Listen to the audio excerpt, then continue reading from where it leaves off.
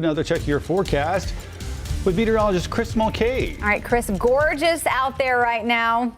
This is the best part. So let's live in the moment, everybody, because the next couple of days, one, are going to get cloudier, and two, we'll see a rain chance come through, and three, after the next 3 days, we're going to see a big dip in temperatures, several days below normal, kind of the opposite of what we've been dealing with for most of November. Our Dallas sky cam looking absolutely breathtaking. Today is the sunniest day, at least over the next three.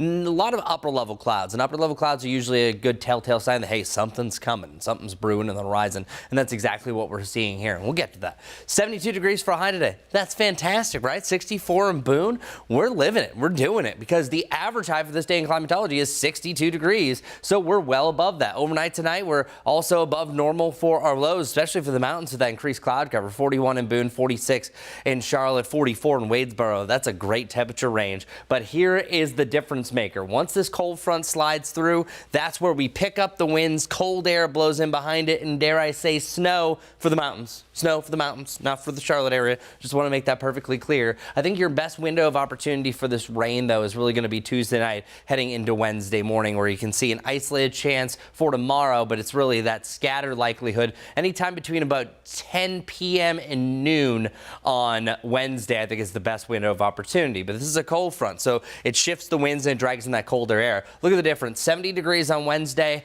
the mid-50s to the upper 50s Thursday through next Sunday before we have another run at the 60s. Here's a closer look at that rain. You can see here at 11 o'clock, it's still not super widespread. A lot of this kind of breaks up. I think your morning commute is the best chance for some of that rain, so we'll call it Wednesday morning to about noon before we start to clear things out. But it's usually the upper elevations that moisture rides up the slope of the mountains and allows for a changeover to some rain and then eventually even snow, depending on the temperature profile. And that's exactly what we see on Wednesday. But it's not just snow. We're talking about blowing snow. Check this out. Look at these wind gusts. Up to 50 miles per hour at 6 p.m. That's where it's changing over to snow, so everything's blowing horizontally. So that means likely we're going to have some sort of advisory here for our first real run at some snow accumulation, or at least a wind advisory is going to be in place. Still gusts to around 25 miles per hour, and boy, you're going to notice the difference. I think wind gusts could get as high as about 35 around the Charlotte area. That's Wednesday night before things calm down a little bit more on Thursday. So speaking of Thursday morning, really heading into Saturday morning,